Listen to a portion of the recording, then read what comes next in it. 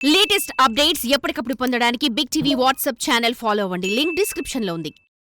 BRS కు good bye చెప్పి కాంగ్రెస్ లో చేరిన జగిత్యాల ఎమ్మెల్యే సంజయ్ కుమార్ ఒకప్పుడు ఎమ్మెల్సీ కవితకు వీర విధేయులు. అలాంటి ఆయన తనకు హ్యాండ్ ఇచ్చి హస్తం గూటికి చేరడంతో కేసీఆర్ కుమార్తె రగిలిపోతున్నారా? అందుకే సంజయ్ కుమార్ కి చెక్ పెట్టడానికి వచ్చే ఎన్నికల్లో జగిత్యాల నియోజకవర్గం నుంచి పోటీకి సిద్ధమవుతున్నారా? వచ్చే అసెంబ్లీ ఎన్నికల్లో అయినా ఆయనను ఓడించడానికి ఇప్పటి నుండే గ్రౌండ్ను ప్రిపేర్ చేసుకుంటున్నారా?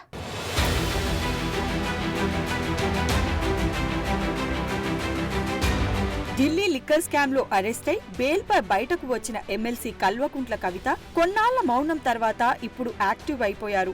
కాంగ్రెస్ ప్రభుత్వ విధానాలకి వ్యతిరేకంగా పోరాటం చేస్తూనే శాసనమండలి సమావేశాల్లో పాల్గొని కాంగ్రెస్ ప్రభుత్వాన్ని నిలదీసే ప్రయత్నం చేశారు. నిజామాబాద్ ఎంపీగా ఒక్కసారి గెలిచి 2 సార్లు ఓడిపోయిన కవిత తండ్రి ఆశీస్సులతో ప్రస్తుతం శాసనమండలి సభ్యురాలిగా ఉన్నారు. వచ్చే ఎన్నికల్లో ఆమె అసెంబ్లీకి పోటీ చేస్తానంటున్నారట.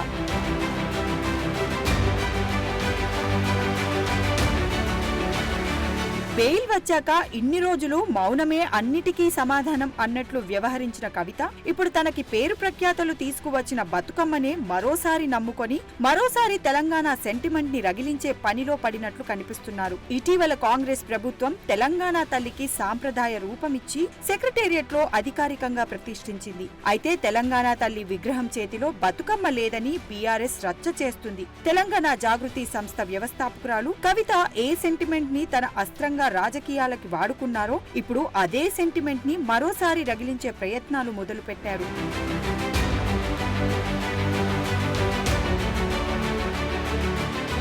ప్రభుత్వం ఆవిష్కరించిన తెలంగాణ తల్లి విగ్రహాన్ని కాంగ్రెస్ తల్లి అంటూ నిరసనలు తెలుపుతూ బతుకమ్మ లేని తెలంగాణ తల్లిని ఒప్పుకోమని జగిత్యాలలో 20 అడుగుల తెలంగాణ తల్లి విగ్రహం ఏర్పాటుకి భూమి పూజ చేశారు. అయితే జగిత్యాలలోనే ఆమె తెలంగాణ తల్లి విగ్రహాన్ని ఏర్పాటు చేయాలని నిర్ణయించడం వెనుక ప్రత్యేక కారణాలు ఉన్నాయని బీఆర్ఎస్ శ్రేణులు జాగృతి శ్రేణులు భావిస్తున్నాయి. వచ్చే అసెంబ్లీ ఎన్నికలలో కవిత జగిత్యాల నుండి పోటీ చేయాలని నిర్ణయించుకున్నట్లు ప్రచారం జరుగుతుంది.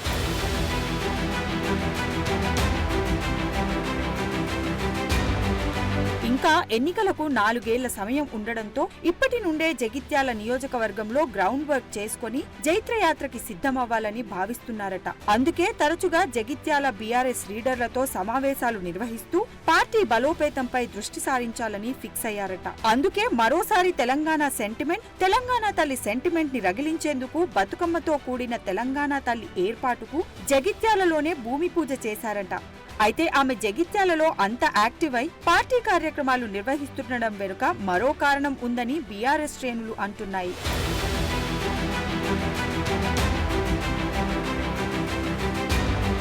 గత 2 అసెంబ్లీ ఎన్నికలలో జగిత్యాలలో అన్నీ తానై తన అనుంగ అనుచరుడిగా పేరున్న సంజీవ్ కుమార్ ను కవిత గెలిపించుకున్నారు.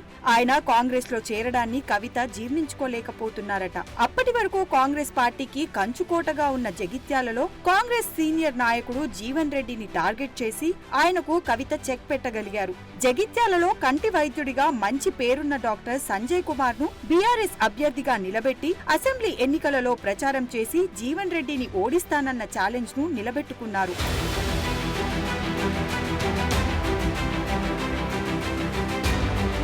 2023 అసెంబ్లీ ఎన్నికల తర్వాత ఒక్కసారిగా రాజకీయ సమీకరణాలు వేగంగా మారిపోయాయి. బీఆర్ఎస్ అధికారం కోల్పోవడంతో పాటుగా లిక్కర్ స్కామ్ లో కవిత 5 నెలలకు పైగా తీహార్ జైలుకు వెళ్లడంతో జగిత్యాల జిల్లా బీఆర్ఎస్ క్యాడర్ పూర్తిగా నైరాశ్యంలో మునిగిపోయింది. ఇటు జగిత్యాల ఎమ్మెల్యే సంజయ్ కుమార్ కూడా నియోజకవర్గం అభివృద్ధి కోసం కాంగ్రెస్ లో చేరిపోయారు.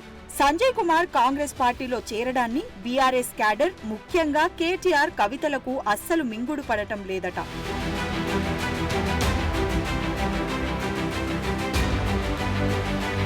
తనకి అనుంగ అనుచరుడుగా ఉన్న వెలమ సామాజిక వర్గానికి చెందిన సంజయ్ కుమార్ కాంగ్రెస్ లో చేరడంతో ఆయన గెలుపు కోసం తాను పడ్డ కష్టమంతా వృధా అయిందని కవిత ఫీల్ అవుతున్నారట.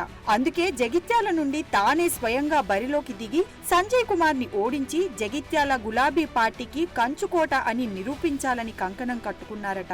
అందులో భాగంగా రానున్న రోజుల్లో జగిత్యాలలోనే మకాం వేసి కార్యక్రమాలు నిర్వహించేలా ప్లాన్ చేసుకుంటున్నారట. మరి చూడాలి బెయిల్పై బయట తిరుగుతున్న కవిత ప్రయత్నాలు ఎంతవరకు ఫలిస్తాయో.